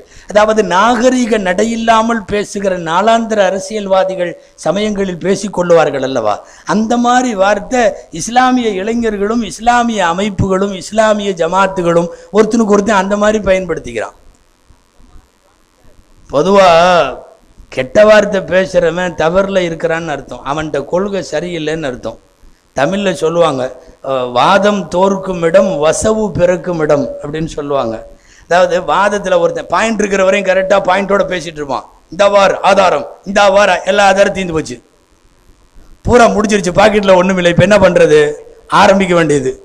உன்னை பத்தி தெரியாதா, உங்க அத்தாவை பத்தி தெரியாதா, உங்க வாப்பாவை பத்தி தெரியாது, இவன் தொடங்குறான்னாவே புரிஞ்சுக்கணும் அவன்கிட்ட சரக்கு இல்லைன்னு. தகாத வார்த்தைகளை பயன்படுத்துபவர்களை நீங்கள் நன்கு தெரிந்து கொள்ளலாம். அவர்கள் சத்தியத்தின் மீதோ கருத்துக்கள் மீதோ இல்லை. ஆனா இதுக்கு நேர் மாத்தமாக ஒன்றும் இல்லை. ரசூல் ஸல்லல்லாஹு அலைஹி வஸல்லம் ஹிஸ்டரியில உதைபியா உடன்படிக்கைங்கிறது ஒரு முக்கியமான பார்ட். நான் விரிவா அதை பூரா சொல்ல போறது இல்லை, சில பாயிண்ட் மட்டும் சொல்லணும். அதுல ரசூலுல்லாஹ் செஞ்ச வேலை என்ன தெரியுமா? விட்டு கொடுத்தது தான். இறங்கிட்டாங்க, ஒரு படி அல்ல 4-5 படி இறங்கிட்டாங்க. எல்லாத்துக்கும் தெரியும் நாயகம் இவ்வளவு தூரம் இறங்க வேண்டிய அவசியம் இல்லை. நாம இப்ப அதான ஒற்றுமையா இருக்கிறதுல ஒத்துழைக்கிறது இல்ல, வேற்றுமையில விட்டு கொடுப்போம்ங்கிறதான ரசூலுடைய சுன்னத். அது கட்டு கடுமையான சண்டையில நான் விட்டு கொடுக்கிறேன்னு இறங்கினவங்க ஒரு படி ரெண்டு படி அல்ல, பல படி இறங்கிட்டாங்க. சஹாபாக்களுக்கே கொதிக்குது, இவ்வளவு கொட்டை கொட்டை குனியணுமா, எதுக்கு ரசூலுல்லாஹ் இவ்வளவு குனியறாங்க, ரெண்டுல ஒண்ணு பாத்திரலாமல்ல, வேகப்படுகிறார்கள். நபிகள் ஸல்லல்லாஹு அலைஹி வஸல்லம் இறங்கினார்கள். ஒப்பந்தம் முடிஞ்சது. குர்ஆன் என்ன சொல்லுகிறது தெரியுமா? இன்னா ஃபதஹ்னா லக ஃபத்ஹன் முபீனா, நபியே மகத்தான வெற்றியை நாம் கொடுத்து விட்டோம். மகத்தான வெற்றி எது? 5-6 படி இறங்கி ஏறல, சரிக்கு சரியா நீக்கல, சண்டை போடல, கொஞ்சம் விட்டு கொடுப்போம் என்று இறங்கியதை குர்ஆன் ஃபதஹ்னா லக ஃபத்ஹன் முபீனா என்று சொல்லுகிறது. மகத்தான வெற்றி. தெரிந்து கொள்ளுங்கள், குர்ஆனின் வார்த்தைகளில் மகத்தான வெற்றி எது தெரியுமா? எவன் இறங்கி போகிறானோ அவன் மகத்தான வெற்றி அடைந்தான். அவன் மகத்தான வெற்றி அடைந்தான். ஒப்பந்தம் போடுறதுக்கு ஒரு ஆள் உட்கார்றாரு இடையில, எதிரில். அவர் பேர் சுஹைல். சுஹைல்னு பேர், சுஹைல் இப்னு அம்ர், பெரிய சஹாபி. பின்னால இப்ப அவர் மக்கா காபிர்களுக்கு கடுமையான தலைவர். உட்கார்ந்துட்டு, என்ன ஒப்பந்தம் போடலாமா? போடலாம். இது வரைக்கும் 5 பேர் ஒப்பந்தத்துக்கு வந்தாச்சு, எல்லாம் ஃபெயிலியர். இவர் கொஞ்சம் நடுநிலையான ஆளு. அதனால இவர் வரும்போ, அங்க தூரத்திலிருந்து வரும்போதே செல்லாசின்னு சொல்லிட்டாங்க, சுஹைல் வர்றாரு. சஹுல அம்ருக்கும், சுஹைல்னா லகுவானவர்னு அர்த்தம். ரசூலுல்லாஹ் அந்த வார்த்தையை வச்சு ஒரு இது சொல்றாங்க, லகுவானவர் வர்றாரு, காரியம் லகுவாயிரும்னு நினைக்கிறேன் அப்படின்னு சொன்னாங்க. அவர் அங்கிருந்து வரும்போது வந்து உக்காந்தாரு சுஹைல். பலவலன்னெல்லாம் இதுக்கு முன்னாடி வந்த 4 பேர் பேசின மாதிரி பேசல, டைரக்டா விஷயத்துக்கு வந்தாரு, தெளிவா வந்தாரு. ரசூலுல்லாஹ் ரெடின்ட்டாங்க ஒப்பந்தத்துக்கு. போடு ஒப்பந்தம், 10 வருஷம் எங்களுக்கு உங்களுக்கு இடையில இனிமேல் சண்டை இல்லை. ஓகே, இனிமேல் நம்மளுக்கு இடையில எந்த பகமையும் கூடாது, 10 வருஷம். ஓகே. இந்த ஒப்பந்தம் எங்க நடக்குது தெரியுமா? 1400 பேர் ரசூலுல்லாஹ் உம்ராவுக்கு கிளம்பி 1400 பேர் கூட வந்து மக்காவுக்கு 6 கிலோமீட்டர் தொலைவில் வெளியே நிற்கிறாங்க. மக்காவுக்குள்ள விடுறான்னா உடமாட்டேன், திரும்பி போன்னு பேசுற ஒப்பந்தம் இது. இந்த ஒப்பந்தத்தில் என்ன பண்ணணும்னு நாமெல்லாம் நினைக்கிறோம். நம்ம மனசு என்ன நினைக்குது? விடக்கூடாது, அவனுங்களை அடிச்சுட்டு உள்ள போகணும், அப்படிதான் நினைக்குது. சஹாபாக்கள் அப்படிதான் நினைச்சாங்க, ரசூலுல்லாஹ் அப்படி நினைக்கல. உட்காந்து ஒப்பந்தம் போட்டாங்க. ரசூல் ஸல்லல்லாஹு அலைஹி வஸல்லம் ஒப்பந்தத்தில் தொடக்கத்திலேயே தகராறு. பிஸ்மில்லாஹிர் ரஹ்மானிர் ரஹீம் எழுதின உடனே அந்த ஆளு சுஹைல், பிஸ்மில்லாஹிர் ரஹ்மானிர் ரஹீம் எல்லாம் எங்களுக்கு தெரியாது, பிஸ்மிக் அல்லாஹும்ம அப்படின்னு போடும். அதுதான் நம்ம இத்தனை நாளா இவ்வளவு காலமா மக்கால அறியாமை காலத்தில் எழுதிட்டு வர்றது. இதுதான் பிஸ்மிக் அல்லாஹும்ம. அர்த்தம் ஒன்று தான், அல்லாவின் திருப்பெயரால். பிஸ்மிக் அல்லாஹும்ம, அல்லாவே உன் திருப்பெயரால். நம்ம பிஸ்மில்லாஹிர் ரஹ்மானிர் ரஹீம்னா சொல்றோம் இல்லையா, அளவற்ற அருளாளன் நிகரற்ற அவன், அந்த இதெல்லாம் அவனுக்கு விரும்பல. அவங்க இந்த கருணை கிருபையெல்லாம் மானான்ட்டானுவோ. இதுல என்ன கொடுமைன்னா, நம்ம பசங்களும் சில பேர் அல்லாவின் திருப்பெயரால்னு தான் போடுறான். இன்னைக்கு நிறைய பத்திரிகைகள் கையில கிடைக்குது, அவனுக்கு அந்த பிஸ்மில்லாஹிர் ரஹ்மான் ரஹீம் எல்லாம் வல்ல அல்லாவின் நல்லருள் அதெல்லாம் பிடிக்கிறது இல்லை. அல்லாவே உன் பெயரால் அப்படின்னா இஸ்லாத்தில் சேர்றதுக்கு முன்னாடி சுஹைல் எழுதின மாதிரியே நாங்களும் எழுதிக்கிறோம்னு நினைக்கிறானுங்களோ என்னவோ. ஹைர், என்ன ஆச்சு? எழுதினார். ஸல்லல்லாஹு அலைஹி வஸல்லம் பார்த்தாங்க, இதுல எல்லாம் போய் புடிவாதம் பிடிச்சிக்கிட்டு இந்த பிஸ்மில்லாவை தான் எழுதுவேன், அது நல்ல காரியம் நடக்க போறப்ப இதெல்லாம் கொஞ்சம் விட்டு கொடுக்கணும். எழுத உட்காந்துருந்தவர் அலி ரலியல்லாஹு அன்ஹு, அலி அதை மாத்திருங்க, பிஸ்மில்லாஹிர் ரஹ்மானிர் ரஹீம் எடுத்துருங்க, சொன்னபடி பிஸ்மிக் அல்லாஹும்மன் போடுங்க. போட்டாச்சு பிஸ்மிக் அல்லாஹும்ம. அடுத்த வரி, மின் முஹம்மது ரசூலில்லாஹி இலா சுஹைல் இப்னு அம்ரின், முஹம்மது ரசூலுல்லாஹ்ட்ட இருந்து இந்த ஒப்பந்தம் எழுதப்படுகிறது, சுஹைல் இப்னு அம்ருக்கு எழுதப்படுகிறது. ஃப்ரம் டு சொல்றாங்க ஸல்லல்லாஹு அலைஹி வஸல்லம், ஃப்ரம் முஹம்மது ரசூலுல்லாஹ் டு யாருங்க? சுஹைல் இப்னு அம்ர். எழுதின உடனே அந்த ஆளு, கொஞ்சம் நிறுத்து, இதையும் மாற்றணும். இதான் கொட்டை கொட்டை குனிகிறதுங்கிறது, அதான் இதையும் மாற்றணும். ரசூலுல்லாஹ் கேட்டாங்க, என்ன மாற்றணும்? முகமது ரசூலுல்லாஹ்ட்டிருந்து எழுதியிருக்கிற, நீ ரசூலுல்லாஹ்னு ஏற்றுக்கிறதா இருந்தால் இப்போ பிரச்சனையே இல்லையே, நம்ம 2 பேத்துக்கு இடையில ஒப்பந்தமே இல்லையே, அதனால இந்த ரசூலுல்லாஹ்ங்கிற வேலையெல்லாம் வேணாம், அப்துல்லாவுடைய மகன் முகமதுன்னு எழுது அப்படின்னாங்க. ஸல்லல்லாஹு அலைஹி வஸல்லம் பார்த்தாங்க, இதுலையும் போட்டி வந்துட்டு தகராறு பண்ணிட்டு இருக்கிறது இல்லை, என்ன ஆனாலும் பரவாயில்ல, அலி ரலியல்லாஹு அன்ஹு அடிச்சிருங்க, இதையும் அடிச்சு அப்துல்லாஹுடைய மகன் முகமதுவிடமிருந்து மக்காவின் தலைவர் சுஹைலுக்கு எழுதி கொடுப்பது. எழுதுங்க. சரி, எழுத சொன்னா அலி ரலியல்லாஹு அன்ஹு எழுத மாட்டேன்ட்டாங்க. இல்லை எந்த முஸ்லீமுக்கும் முஹம்மது ரசூலுல்லாஹ்னு அடிச்சுட்டு எழுதுறதுக்கு கொஞ்சம் மனசில் ரொம்ப கல்லாக இருந்தால் தான் முடியும். அதுவும் ரசூலின் காதலிலே ஊறி திளைத்தவர்கள், ஸல்லல்லாஹு அலைஹி வஸல்லமுடைய தம்பி, ஸல்லல்லாஹு அலைஹி வஸல்லமுடைய வளர்ப்பு மகன், ஸல்லல்லாஹு அலைஹி வஸல்லத்தினுடைய மருமகன் எப்படி அடிப்பார் சொன்னார். முஹம்மது ரசூலுல்லாஹ்னு அடிச்சுக்கிட்டு அப்துல்லா மகன் முகமதுன்னெல்லாம் என்னால் எழுத முடியாதுன்ட்டார். அப்புறம் ரசூலுல்லாவே வாங்கி அவங்க எழுதுனாங்க. ரசூலுல்லாவை அடிச்சுட்டு முகமது இப்னு அப்துல்லான்னு எழுதுனாங்க. நான் இங்கே என்னுடைய தலைப்பில் போகிற போக்கில் இங்கே நிறுத்திட்டு 2 விஷயம் சொல்லணும். நான் 2 விஷயம். 1வது விஷயம் என்னன்னா, ரசூலுல்லா ஒரு உத்தரவு போடுறப்ப அலி ரலியல்லாஹு கேட்காம இருக்கலாமா அப்படின்னு ஒரு சந்தேகம் நமக்கு வருது. இந்த கேள்விக்கு இந்த ஹதீஸில் சர்ச்சை செய்து உலமாக்கள் பதில் எழுதுகிறார்கள். என்ன தெரியுமா? ஒரு இடத்தில் உத்தரவும் அதே சமயம் கண்ணியமும், இந்த 2ம் வரும்போது கண்ணியம் தான் காக்கப்படணும். உத்தரவு மீறப்பட்டா பிரச்சனை இல்லை. இப்போ ரசூலுல்லாஹ் சொல்றாங்க என் பேரை அடி, இது உத்தரவு. கண்ணியம் என்ன சொல்லுது தெரியுமா? அடிக்காத, ரசூலுல்லாஹ் பேரையே அடிக்கிறையே அடிக்காத. இப்போ உத்தரவை விட கண்ணியம் மேல். சமயத்தில் நம்ம தாயோ நம்ம தகப்பனோ ஏதாவது கோபத்தில் வா வந்து என்னை செருப்புல போடு அப்படிம்பாங்க. ஏதாவது ஒரு கோபத்தில் வாயின் உத்தரவு செருப்புல அடிங்குது. கண்ணியம் என்னன்னா அறவே அந்த காரியத்தை செய்யக்கூடாதுங்குது. ரசூலுல்லாஹ் சொல்லி அழுதுலான்னு மறுத்ததுக்கு அதுதான் காரணம். இன்னொரு காரணம், இன்னொரு விஷயம் நான் சொல்ல வந்தது, உம்மினா எழுத படிக்க தெரியாதவர்னு தானே அர்த்தம். அப்புறம் எப்படி ரசூலுல்லாஹ் எழுதுனாங்க? அந்த ரசூலுல்லாங்கிறத அடிச்சுட்டு அப்துல்லாவுடைய மகன் முகமதுன்னு எழுதிருக்க ரசூலுல்லாவுக்கு எப்படி தெரிஞ்சது அப்படின்னு கேட்குறீங்க. ரசூலுல்லாவுக்கு தாராளமாக பேரெல்லாம் எழுத தெரியும்.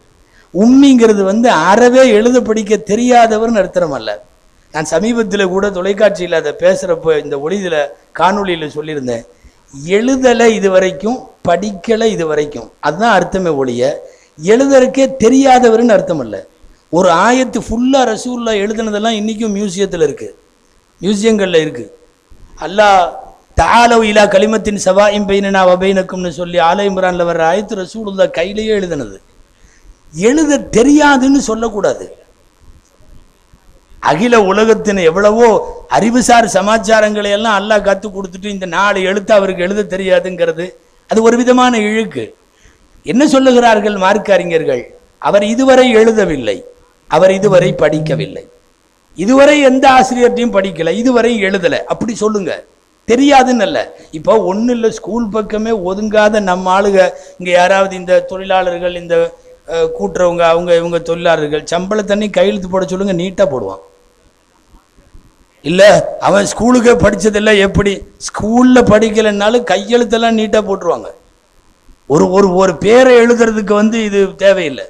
கயிறு சொல்ல வந்தது பிஸ்மில்லாஹிர் ரஹ்மானிர் ரஹீம் மாத்துனா மாத்தியாச்சு, பேரை மாத்துனா மாத்தியாச்சு, ரசூலுல்லாவை எடுத்துட்டு அப்துல்லாவுடைய மகன் முகமது போட்டாச்சு. வரிசையா தலையில கொட்டிக்கிட்டே இருக்கிற மாதிரி இருக்கு. அடுத்த வரி ஒப்பந்தத்தில் எழுதுறாங்க. எழுதுனா ஒப்பந்தத்தில் இப்ப வாக்கியம் அவரு சொல்றார், சுஹைல் என்ன தெரியுமா?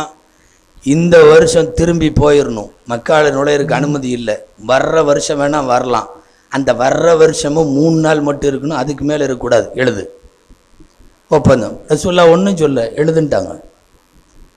அதுக்கப்புறம் அதை விட அபாண்டமான ஒப்பந்தம், எங்க மக்கால் இருந்து எந்த ஆளும் உங்கள்கிட்ட மதீனாவுக்கு வந்தாலும் வச்சுக்கூடாது, திருப்பி அனுப்பிச்சிடணும், எழுதியாச்சு. மதீனால இருந்து யாராவது எங்கள்கிட்ட வந்தால் நாங்கள் அனுப்ப மாட்டோம், இங்கேயே வச்சுக்குவோம், எழுது. அதாவது தொடர்ந்து அநீதமான வார்த்தை, தொடர்ந்து அநீதமான வார்த்தை, எல்லாத்தையும் எழுதுனாங்க ஸல்லல்லாஹு அலைஹி வஸல்லம். இதில் ஒரு வேடிக்கை ஒன்று நடந்துச்சு.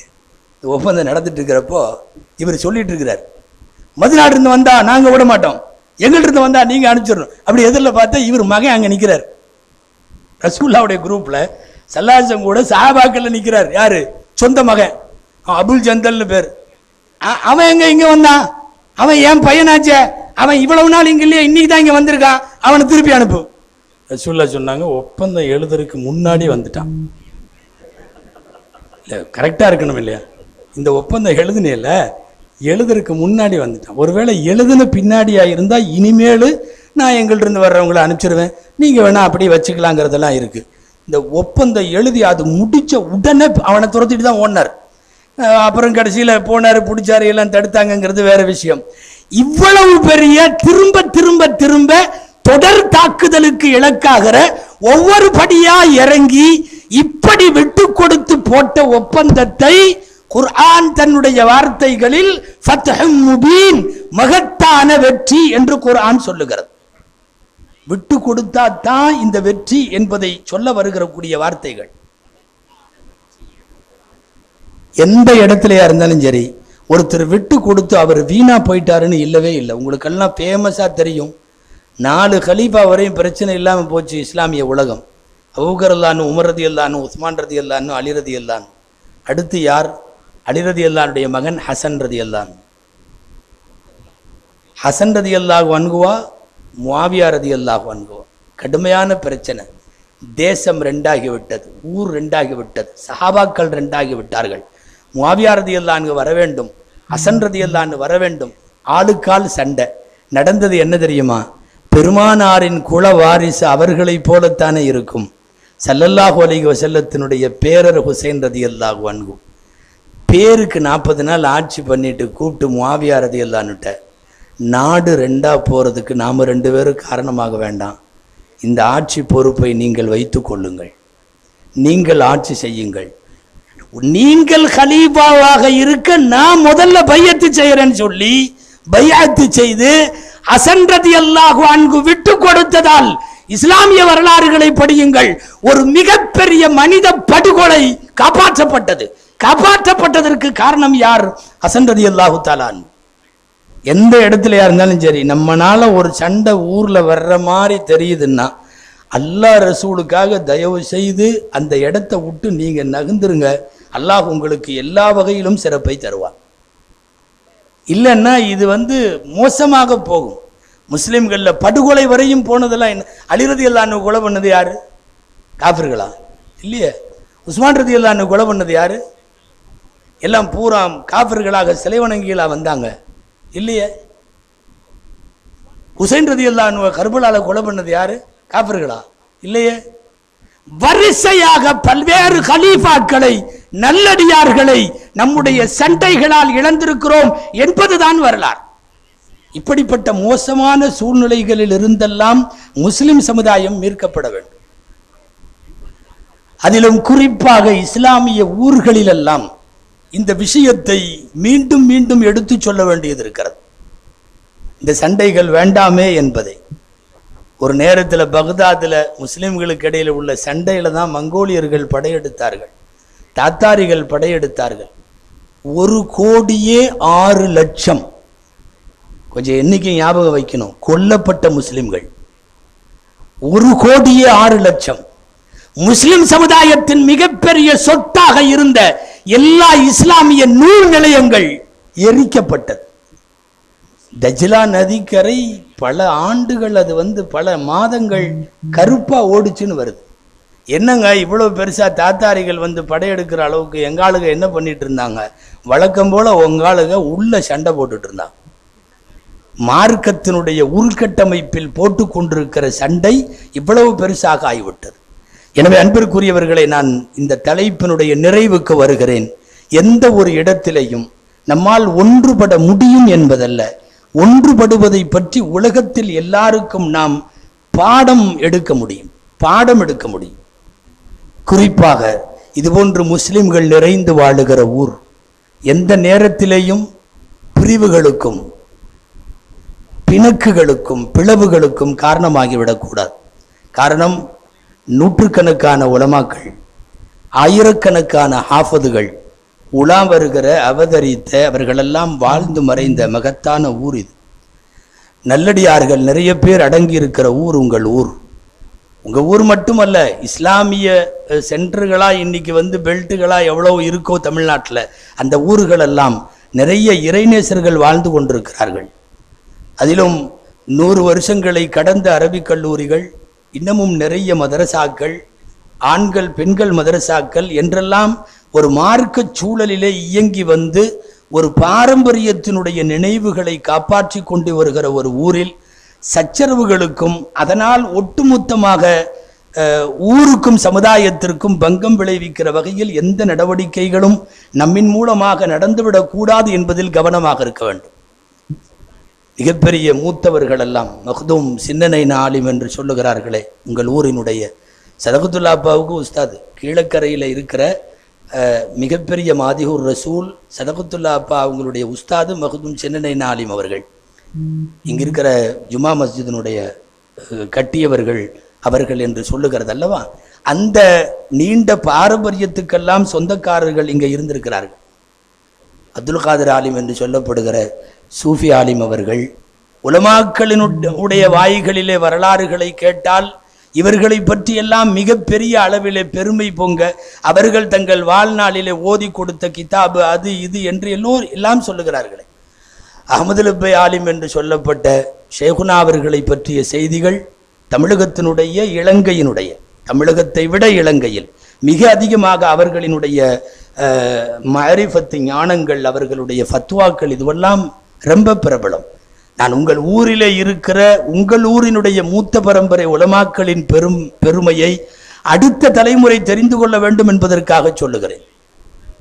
பெரிய ஆலிம் ஷா என்று சொல்லப்படுகிற முகமது அப்துல் காதர் ஆலிம் அவர்கள் இந்த ஊரில் இருந்து, அதாவது மரணித்த உயிர் நீத்த இறைநேசர்களில் நிறைய பேர் வெறுமனே ஆலிம்கள் மட்டுமல்ல, அவர்களெல்லாம் அறிவார்ந்த கல்வி கடல்களாக திகழ்ந்திருக்கிறார்கள்.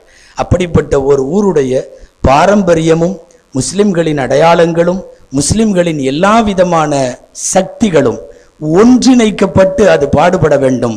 அந்த ஒன்றுபடுதலுக்காக நீங்கள் எந்த விட்டு கொடுத்தலுக்கும் தயாராகலாம். அல்லாஹு ஜல்ல ஷானுஹு தஆலா ஊரை ஒன்றுபடுத்துவானாக, எல்லா மஹல்லாக்களை ஒன்றுபடுத்துவானாக.